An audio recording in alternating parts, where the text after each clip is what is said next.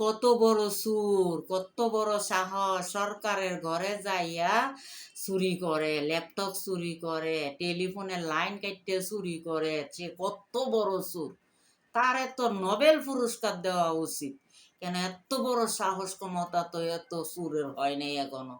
তার সাহস দেখছেন, তার ক্ষমতা দেখছেন, কত বড় সুর। এই সুরের নোবেল পুরস্কার দেন।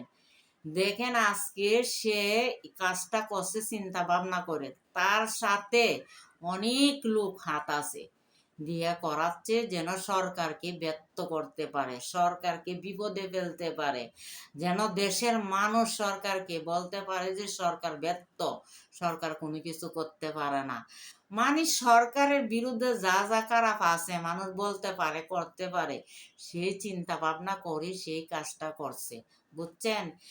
এখন চিন্তা করেন, আজকে যদি শেখ হাসিনা ক্ষমতা থাকতো, এই কাজগুলো যদি হইতো, এই সুরের সাথে কতগুলা লোক জড়িত আছে, সবগুলা বাইর করে গুম করে গুলি করে ফালাইয়া দিত, বুঝছেন?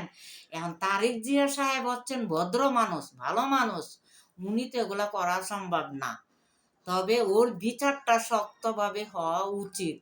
ওর বিচারটা যদি আজকে শক্তভাবে না হয়, আর রাঘব বলরা কারা কারা ওর সাথে জড়িত আছে সবগুলোর নাম বাইর করতে হবে। করে যদি সঠিক বিচারটা যদি করতে পারে সবার সামনে, তাহলে এরকম কাজ করতে জীবন সাহস পাবে না। একবার তার সুরের সাহসে চিন্তা করেন, আমরা শূন্য অবাক হয়ে গেছি। তার জীবনের পরোয়া করে নাই, জীবনের মায়া করে নাই, যে আমি যে কাজগুলো সরকারের ঘরে করতে যাচ্ছি, আমি কোন বিপদে না পড়তে পারি, আমার কোন বিচারটাই দেশে না হইতে পারে। দেখেন, একটা বারও ভাবে নাই, একটা বারও চিন্তা করে নাই। এইটাই বলছি, এই দেশের আইন হচ্ছে সবচেয়ে বড় জিনিস, এই আইনগুলারে ঠিক করেন। আইনের ভয় যখন থাকবে মানুষের ভিতরে, তখন সে খারাপ কাজ করতে সাহস পাবে না। এমন আইন করতে হবে এই দেশ ঠিক করতে হলে, যেন তিনবার ভাবে খারাপ কাজ করার আগে, সেইভাবে আইনগুলারে ঠিক করতে হবে। স্বরাষ্ট্রমন্ত্রী, আইনমন্ত্রী সাহেব, আপনারা শুধু খালি বসে থাকলে হবে না।